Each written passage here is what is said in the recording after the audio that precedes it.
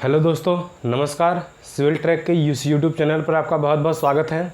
जैसा कि हमने सिलेबस को डिस्कशन कर लिया हुआ था और आपका पहला चैप्टर स्टार्ट करने के लिए मैंने बोला था कि अगले जो भी आपका लेक्चर होगा उसमें हम पहले चैप्टर को डिस्कस करेंगे। तो पहला जो आपका टॉपिक है या चैप्टर है वो है फाउंडेशन। क्या है? फाउंडेशन। फाउंडेशन, इसको हिंदी में नींव बोलते हैं। नींव, ठीक है। नींव, नींव क्या होता है?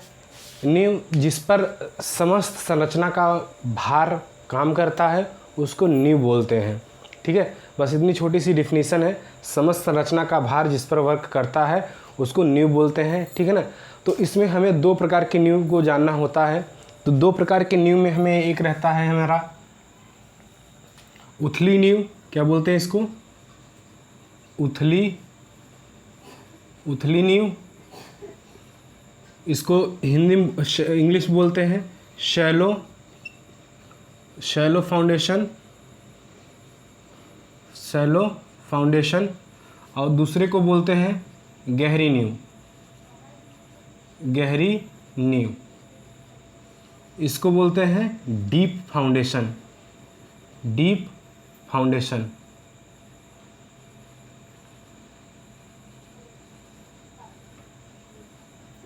अच्छा, उथली नींव और गहरी नींव कैसे हम क्लासीफाई करते हैं कि ये उथली नींव है?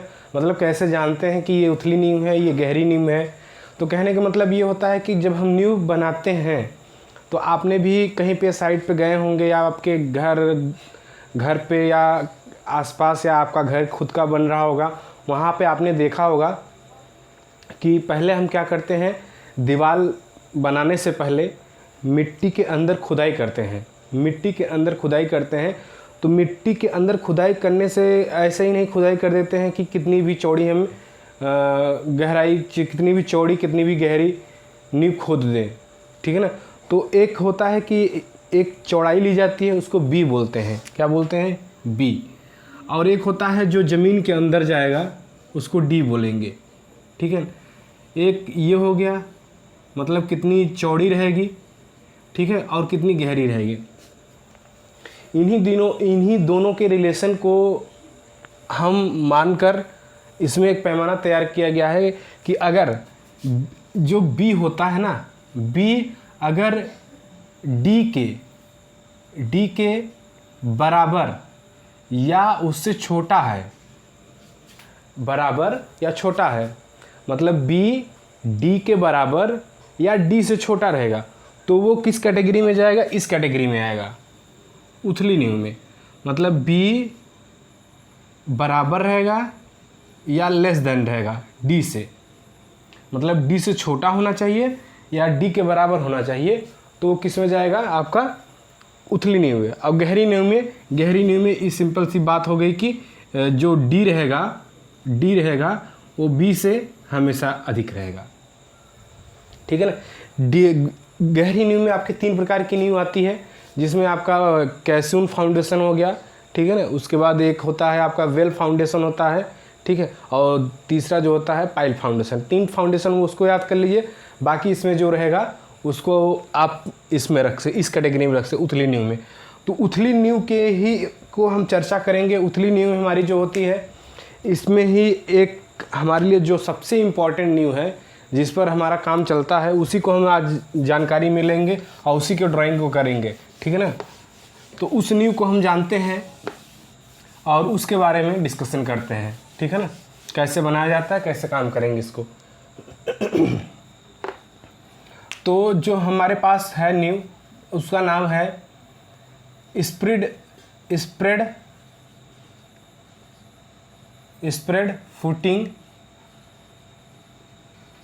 Footing foundation. Spread footing foundation, ठीक है ना। यही हमें पढ़ना है, यही सी नींव को आज हम पढ़ेंगे। इसमें और भी नींव आएंगे, जैसे आपका है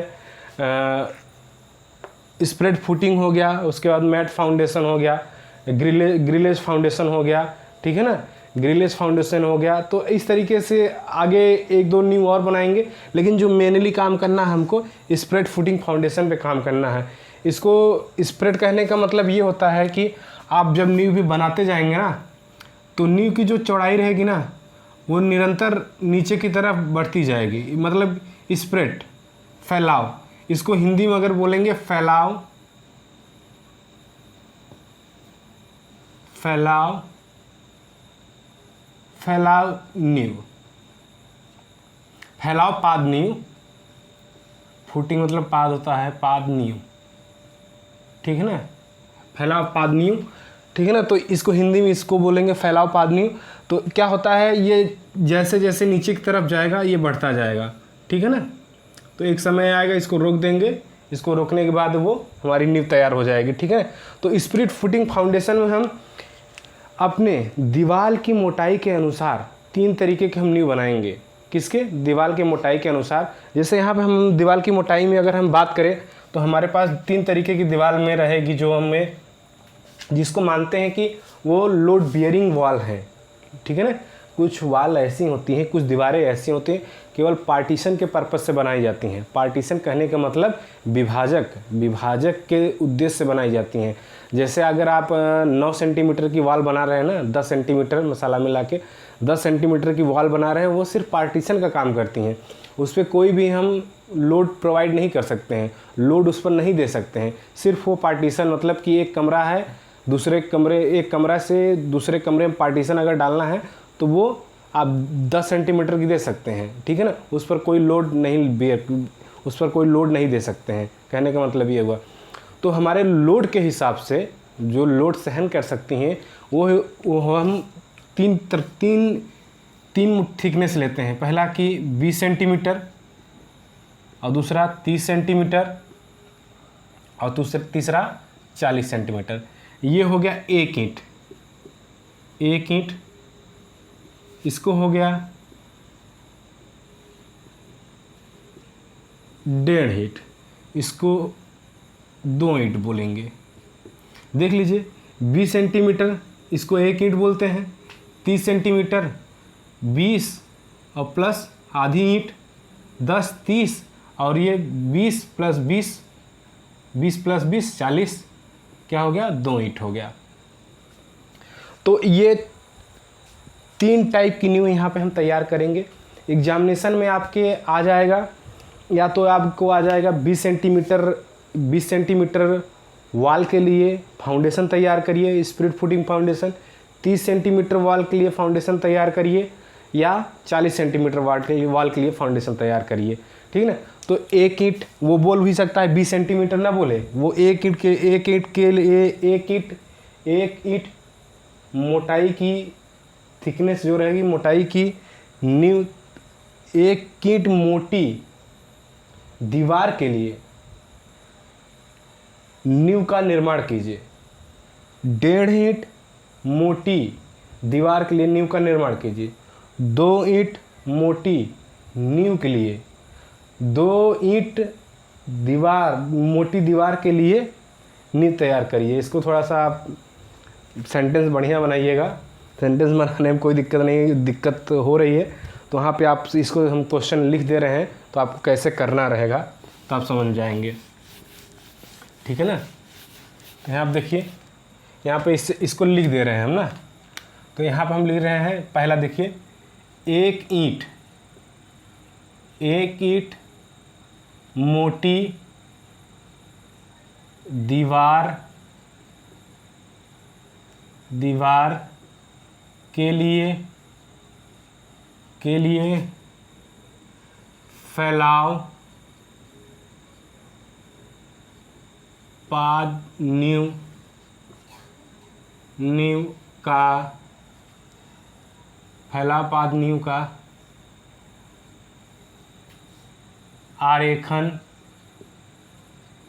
आरेखन उचित मापनी पर कीजिए,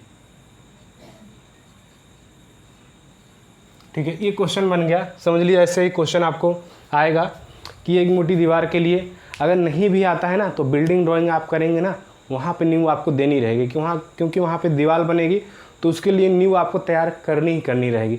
तो कहने का मतलब ये हुआ, नींव हमारे लिए मोस्ट इम्पॉर्टेंट हो जाता है। तो यहाँ पे हम जो नींव देखेंगे ना, जो बनाएंगे ना, वो नींव का क्रॉस सेक्शन बनाएंगे। क्रॉस सेक्शन कहने का मतलब पहले ये जान लीजिए, जैसे ये आप देख लीजिए यहाँ पे, ये आपका मान लीजिए कोई कमरा है, ये कोई कमरा है। इसको आप पूरी तरह से नहीं समझेंगे तो मज़ा नहीं आएगा चल क्या रहा है, ठीक है ना। ये कोई कमरा है, तो ये से तो हम ऊपर से ही देख लेंगे, ऊपर से ही देख लेंगे, ऐसे नींव खुद ही रहेगी, इसकी कोई डेप्थ रहेगी, खुद ही रहेगी, ऐसे दिखेगा हमको, ठीक है ना। तो हम क्या करते हैं, जब नींव भरी जाती है, सबसे नीचे क्या करते हैं ना, सबसे नीचे सबसे मोटी नींव, अब इसको हम सिंपल सी बात समझिए, यहाँ से हम इसको काट रहे हैं, यहाँ से काट के यहाँ से व्यू कर रहे हैं, इसको देख रहे हैं। तो ये जहाँ तक नींव की गहराई है ना, वहाँ अंदर तक काट रहे हैं, जहाँ नींव की गहराई एकदम लास्ट में है वहाँ तक काट रहे हैं। तो वहाँ तक जब हम काटेंगे ना, तो हमको इस शेप में मिलेगा, ऐसे यहीं पे काट के हम दिखा दे रहे हैं। ऐसे जो सबसे नीचे रहेगा ना, वो सबसे नीचे रहेगा ये, उसके बाद ऐसे आएगा, फिर उसके बाद थोड़ा ऊपर आएंगे, फिर उसके बाद थोड़ा ऊपर आएंगे, फिर उसके बाद दीवार शुरू हो जाएगी, ठीक है ना। दीवार खूब ऊंची सी रहेगी, ठीक है। अब इसको हम 3D फिगर में ले रहे हैं, देखिए ऐसे ऐसे ऐसे,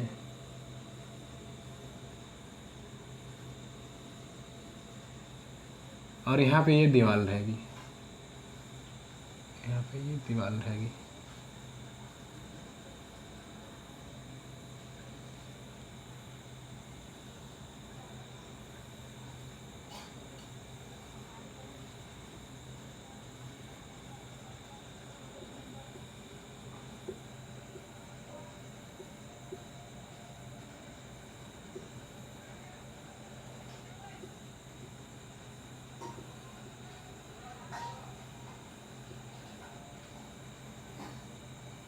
और यहाँ पे ये ज़मीन रहेगी, ठीक है ना, ये ज़मीन रहेगी ऐसे।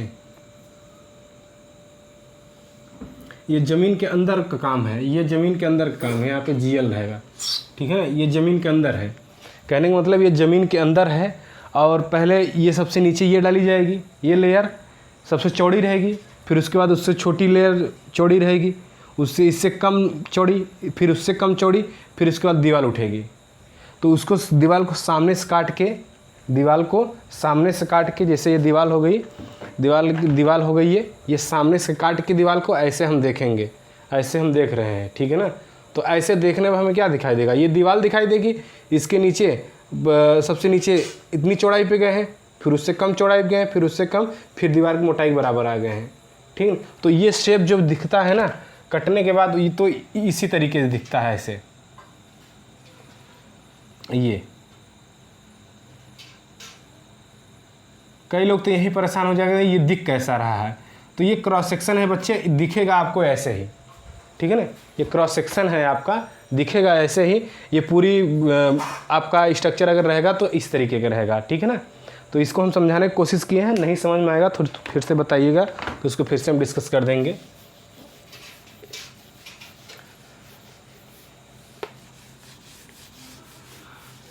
अब हम अपने काम पर आते हैं। अब हमें ये क्वेश्चन दिया हुआ है, ईंट की मोटाई दी हुई है 20 सेंटीमीटर, कहने का मतलब दीवार की मोटाई जो दी हुई है। थिकनेस ऑफ वॉल, यहाँ मैं लिख दे रहा हूँ थिकनेस, आप भी लिख लीजिए, thickness of wall. Thickness of wall जो है वो कितना है, 20 सेंटीमीटर, ठीक है ना। अब डेप्थ ऑफ फाउंडेशन, डेप्थ कितनी गहरी जाना है इसको, तो depth of foundation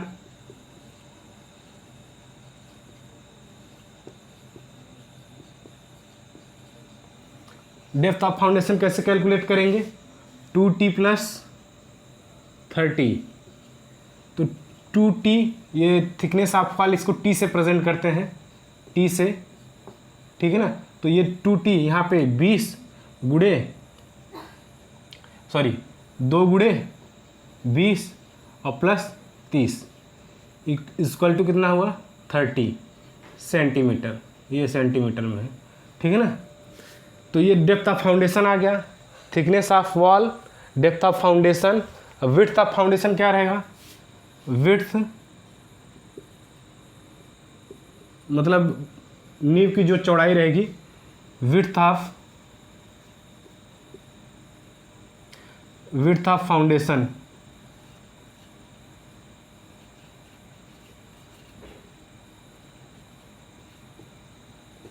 width of foundation बोले या ब्लॉक, कंक्रीट ब्लॉक, सबसे नीचे हम कंक्रीट ब्लॉक डालते हैं, ठीक है ना। आप गांव में देखते होंगे तो रोड़ी को, ईंट को छोटा छोटा तोड़ देते हैं, छोटा छोटा तोड़ने के बाद झावा ईंट बोलते हैं उसको, छोटा छोटा तो झावा ईंट ही डाल देते हैं, ईंट को छोटा छोटा तोड़ के उसको ज़मीन में भर देते हैं।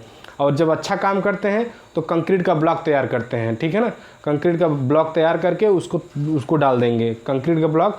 तो यहाँ पे विड्थ ऑफ कंक्रीट ब्लॉक भी बोल सकते हैं, मतलब कंक्रीट ब्लॉक की चौड़ाई, ठीक है ना। तो यहाँ पे विड्थ ऑफ फाउंडेशन बोल दें या कंक्रीट ब्लॉक की चौड़ाई, तो ये कितना रहेगा आपका, ये 70 सेंटीमीटर है तो इसी के बराबर ही रहना चाहिए। तो हम इसको 60, इसके बराबर या इससे कम, वहीं क्योंकि ये उथली नींव है तो उससे कम ही रहना चाहिए, तो हम 60 सेंटीमीटर मान के चल रहे हैं। अभी इसको घटा बढ़ा सकते हैं, ठीक है ना, घटा बढ़ा सकते हैं, बढ़ाएंगे कितना, 70 से ज़्यादा नहीं जाएंगे, 70 से कम ही रहेंगे, ठीक है ना। 100 कम कर सकते हैं थोड़ा सा, ठीक है ना। अब इसके बाद कंक्रीट ब्लॉक की मोटाई, जो फाउंडेशन में कंक्रीट ब्लॉक सबसे डेप्थ में रहेगा, कंक्रीट ब्लॉक रहेगा, तो उसको लिख लेते हैं कंक्रीट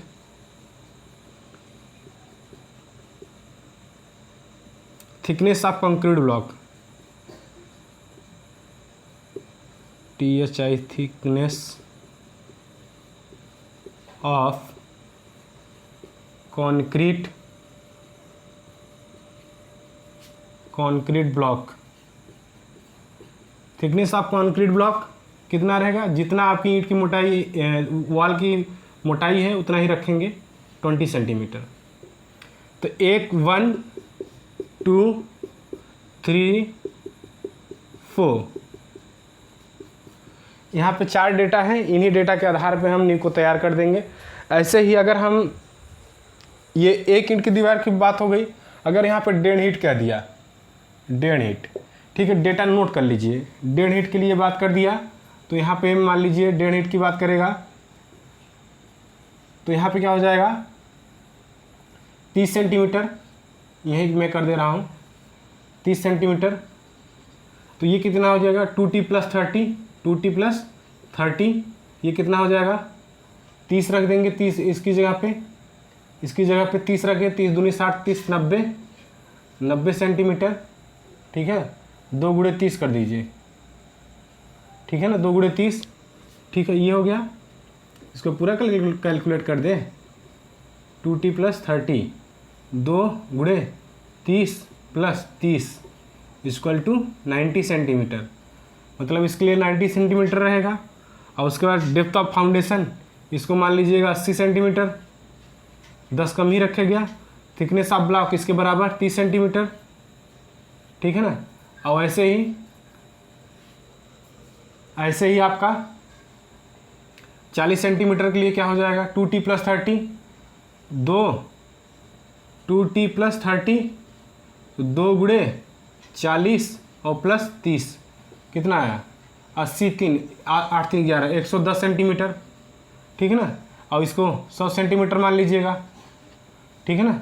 और थिकनेस कंक्रीट ब्लॉक की मोटाई कितना हो जाएगा, इसके बराबर 40 सेंटीमीटर। ये आपका सब तैयार हो गया, इसको आप कर लीजिएगा, नोट डाउन कर लीजिए। अब तीनों फाउंडेशन को हम खटाखट खींच के दिखा देते हैं, ठीक है ना। ये 20 सेंटीमीटर के लिए हुआ, ये 30 सेंटीमीटर के लिए हुआ, ये 20 सेंटीमीटर के लिए, 30 सेंटीमीटर के लिए, ये 40 सेंटीमीटर के लिए।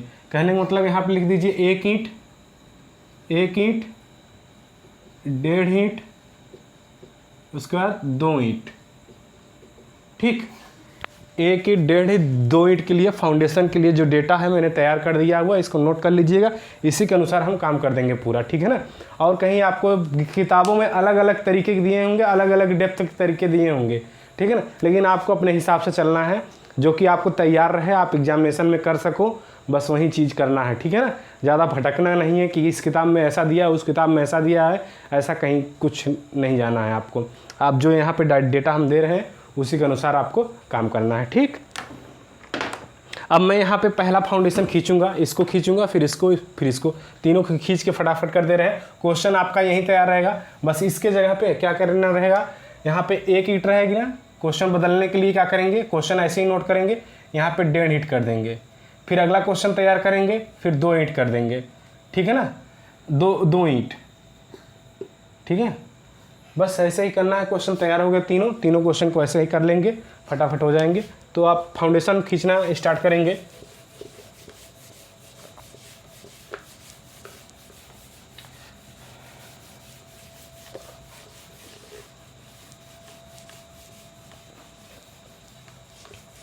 काम आपको फटाफट करना है, ठीक है ना। तो यहाँ सबसे पहले हम स्केल लेंगे, क्योंकि देखिए भाई 70 सेंटीमीटर आया हुआ है, हमारी चौड़ाई जो है 70 सेंटीमीटर है, कि चौड़ाई 70 सेंटीमीटर रहनी चाहिए। 70 सेंटीमीटर अपने ड्राइंग शीट पर लेंगे, बहुत लंबा आ जाएगा, तो इसके लिए हम स्केल लगाएंगे, ठीक है ना। स्केल क्या लगाएंगे, स्केल लगाएंगे, स्केल यहाँ पे हम नोट कर दे रहे हैं, स्केल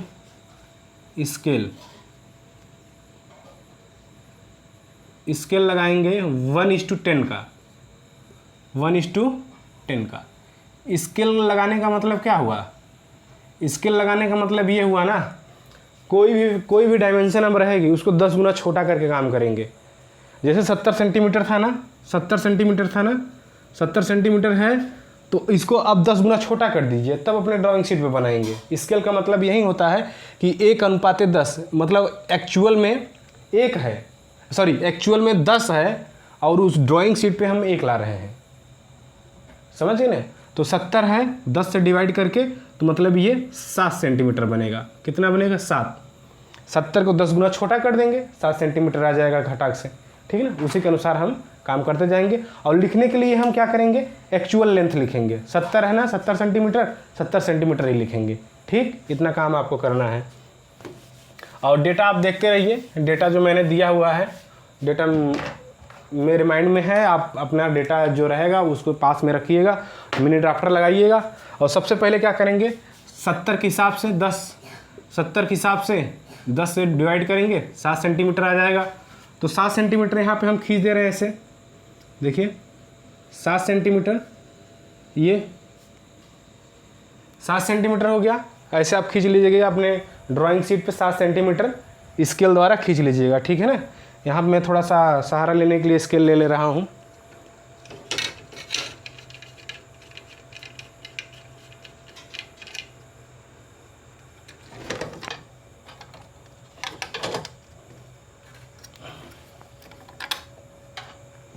ताकि लाइनें सीधी आए, ठीक है ना। तो यहाँ पे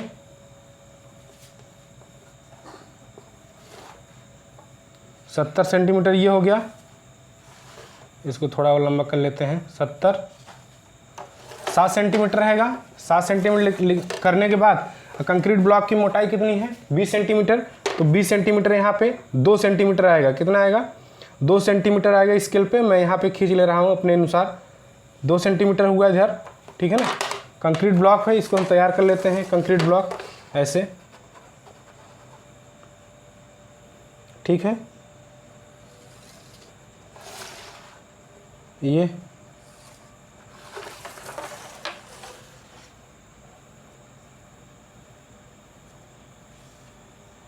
ठीक, एक कंक्रीट ब्लॉक हो गया। इसको हम कंक्रीट ब्लॉक, देखिए यहाँ पे ये अभी कंक्रीट का जो सिंबल होता है ये इस तरीके का होता है, ठीक है ना। आप पहले छोटे छोटे पॉइंट कर लेंगे, छोटे छोटे पॉइंट करने के बाद तीतर भीतर में करिएगा।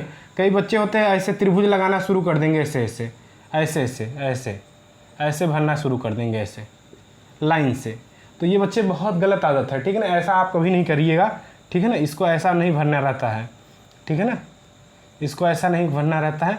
आप तीतर भीतर भरिए, ऐसे कलर कर दीजिए, और उसके बाद एक यहाँ रखिए, एक यहाँ रखिए, ठीक है, कि यहाँ रखिए ऐसे तितर बितर, ठीक है ना, क्योंकि कंक्रीट जब मिलाई जाती है ना तो उसके लिए वो देखा नहीं जाता, वो एकदम सीरियल वाइज से वो है, ठीक है ना। तो सीरियल आप लाइन से नहीं करेंगे कोई चीज़, तितर बितर रहेगा, ठीक है ना।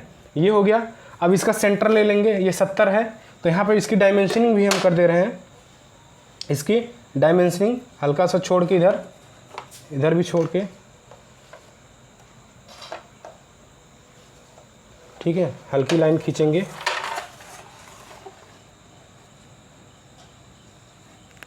ठीक है।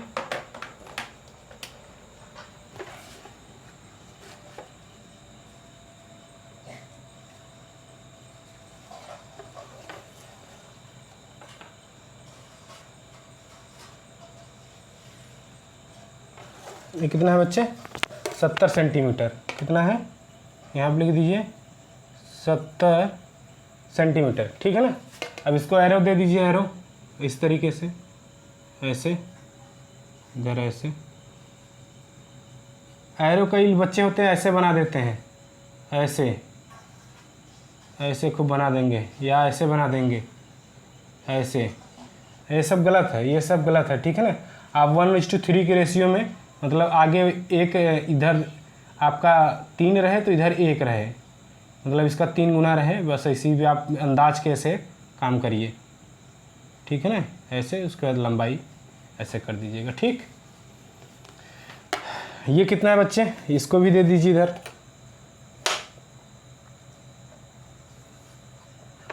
इधर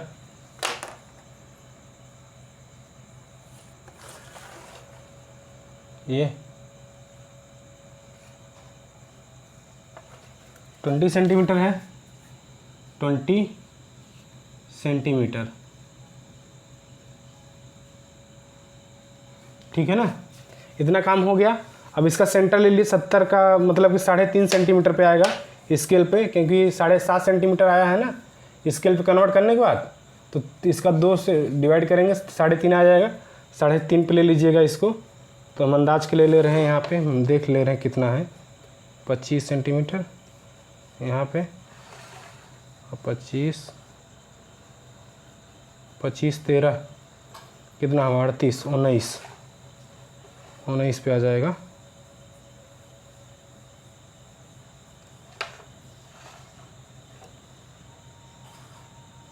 ये हम अपने अनुसार कर रहे हैं, आपका 3.5 ही आएगा, ठीक है ना। तो इसकी एक सेंटर लाइन हम तैयार कर लेते हैं।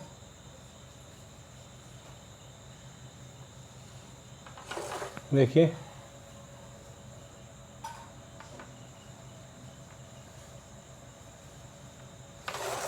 सेंटर लाइन तैयार कर लिए। अब इसके खस के काटने हैं। ये बहुत हल्की लाइन रहेगी जो आप देख पाएंगे, ठीक है ना। ज़्यादा इसको डार्क मत करिएगा, सिर्फ आपको देखना, आपके आँख से दिखाई दे बस। इसका नाम है सेंटर लाइन, इसका नाम है सेंटर लाइन नाम है, बाद में मिटा दीजिए, कोई दिक्कत नहीं है, ठीक है ना। 70 है ये, 70 को अब 15 सेंटीमीटर का खसका लेंगे। कितने का? 15 सेंटीमीटर का। 15 सेंटीमीटर का खसका लेंगे, 10 से डिवाइड करेंगे तो 1.5 सेंटीमीटर आएगा। तो 1.5 सेंटीमीटर इधर साइड, 1.5 सेंटीमीटर इधर साइड, ये 1.5 सेंटीमीटर इधर और 1.5 सेंटीमीटर इधर, ये, ठीक है ना। इसको लेके 10 सेंटीमीटर ऊपर उठेंगे, मतलब 1 सेंटीमीटर, 1 सेंटीमीटर ऊपर उठ जाएंगे, 1 सेंटीमीटर इधर भी ऊपर उठ जाएंगे। ये देखिए 1.5 सेंटीमीटर ये लिए, 15, यहाँ पर मैं लिख दे रहा हूँ 15 सेंटीमीटर, 15, इधर भी 15।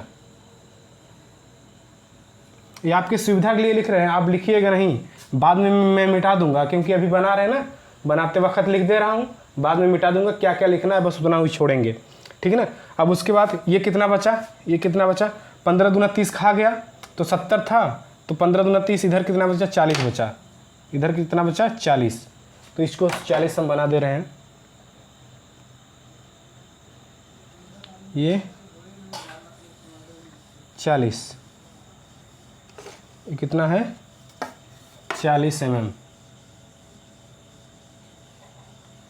40 सेंटीमीटर, सॉरी mm बोल दिए, इसको भी तीर बना देंगे।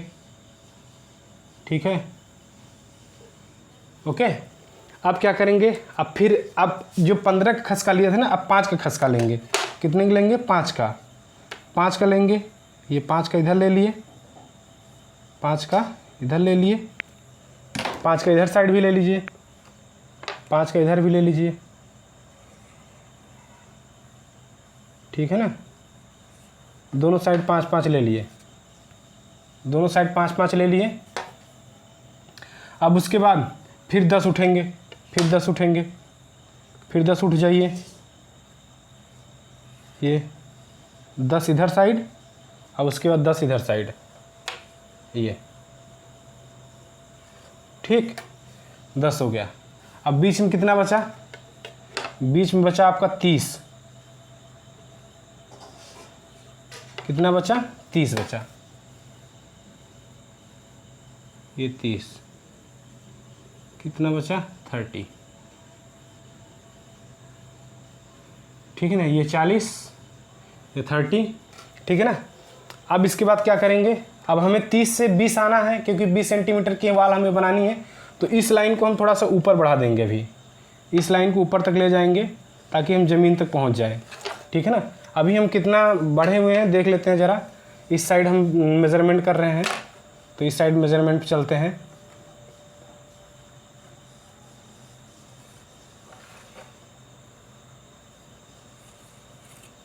ठीक है, तो इसका मेज़रमेंट कर देते हैं।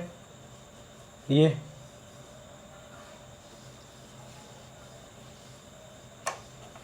देख लेते हैं, ये कितना है, ये 10 है, 10 सेमी, ये भी 10 सेमी है।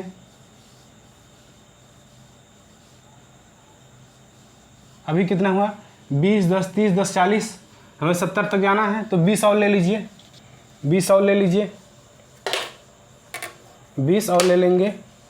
पहले जीएल तक पहुंच जाइए, 20 और ले लेंगे तो जीएल तक पहुंच जाएंगे। यहाँ तक, ये जीएल तक पहुंच गए, मतलब यहाँ पे हमें जीएल बना देना है ये। ठीक है ना, अंदर तक कभी लाइन नहीं जाएंगे, अंदर तक लाइन नहीं जाएगी, यहाँ तक पहुँच जाइए। ठीक है, इसको इधर ले जाइए, इसको इधर ले जाइए। ये बच्चा क्या हुआ हमारे लिए, ये जीएल हुआ, जीएल ग्राउंड लेवल हुआ ये।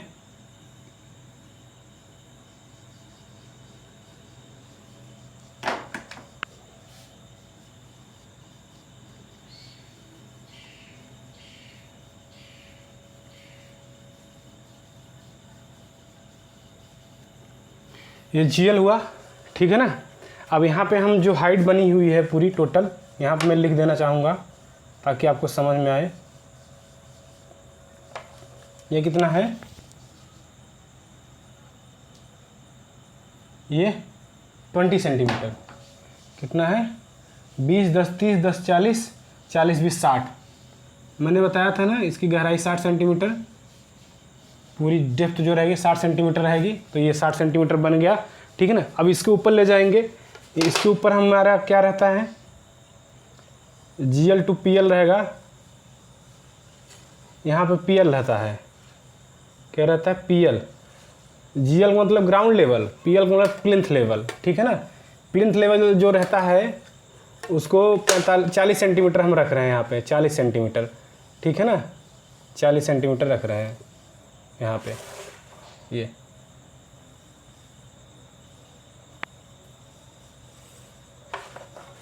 इसको 40 सेंटीमीटर रख रहे हैं।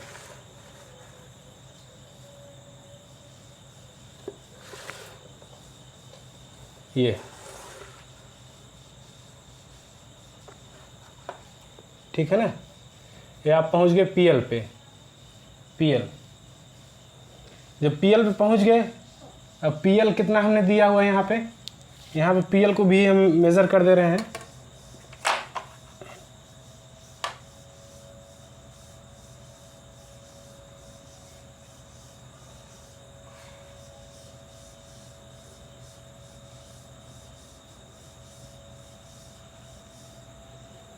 वैसे पीएल के लिए आपका जो मेज़रमेंट दिया हुआ है बुक में, जो दिया हुआ है ना पीएल, वो दिया हुआ है 45 से 65। इसके बीच में आप कुछ भी रख सकते हैं। तो 40 हमने रख लिया हुआ है, क्योंकि 40 के बीच में हमारा क्या हो जाएगा, इतने में हमारा फर्श बन जाएगा। मेनली जो होता है GL टू PL में ना फर्श का ही काम रहता है, फर्श हमारा बन जाएगा, ठीक है ना। अब क्या करेंगे, अब 5 का खसका, क्योंकि ये 30 है, 30 के बाद हमें 20 आना है, तो 20 आना है तो 5 का खसका ले लीजिए, 5 का खसका ले लेंगे। ये देखिए 5 mm खसका अंदर लेंगे, ये यहाँ पे, ठीक है, 5 mm के लिए। उसके बाद ऊपर आ जाइए, ये आपकी दीवार बन जाएगी अब, जिसको हमें तैयार करना था, ठीक है ना। इसको आप कितना भी ऊपर ले जा सकते हैं, ठीक है ना, जगह है जिससे अनुसार, ठीक है ना। तो और कम भी कर दें, यहाँ तक आ रहा है।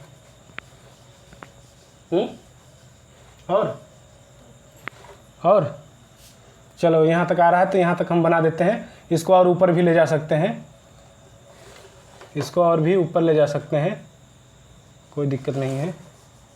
ये तो लास्ट में ये इतना बच गया, दीवार हो जाएगी, ठीक है। इसको 20 सेंटीमीटर, दीवार कितनी बची, 20 सेंटीमीटर। यहाँ नीचे लिख दे रहे हैं 20 सेंटीमीटर। ये 20 सेंटीमीटर, 20 सेंटीमीटर, ठीक है ना। इतना काम हो गया। अब इसको क्या करेंगे, हम इसको 45 डिग्री पे लाइनें खींच देंगे, क्योंकि ये किसका बना हुआ है, ईंट की बनी हुई है। तो इसको आप इस तरीके से कर दीजिएगा हैचिंग, ठीक है।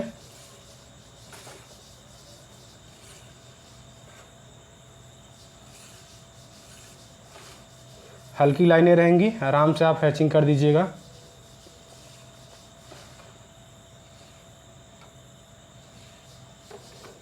ठीक है, ये 30 सेंटीमीटर है, ये GL हो गया, GL, ठीक है। यहाँ पे आपका पूरा वाल बन जाएगा, ठीक। इसके ऊपर आप कितना भी आप बढ़ा लीजिएगा दीवार को थोड़ा सा और नीचे हम करके बना दें, कोई दिक्कत नहीं रहेगी, ठीक है। तो आपकी डायमेंशनिंग जो हुई ये कंप्लीट हुआ, GL PL, ठीक है, 20 सेंटीमीटर, 40 सेंटीमीटर, ठीक है ना। इतना आपको करना ही करना रहेगा, इतना आपको करना ही करना रहेगा। ऐसे ही क्या करेंगे, 30 सेंटीमीटर वाल की हम तैयार कर लेंगे। तो 30 सेंटीमीटर वाल की आपकी खुद से प्रैक्टिस करिएगा, नहीं आएगा तो मैं उसको फिर से एक बार बना दूंगा, दोनों वाल को साथ में लेकर चल दूंगा। तो इसी के साथ ये लेक्चर ख़त्म करते हैं। Thank you class.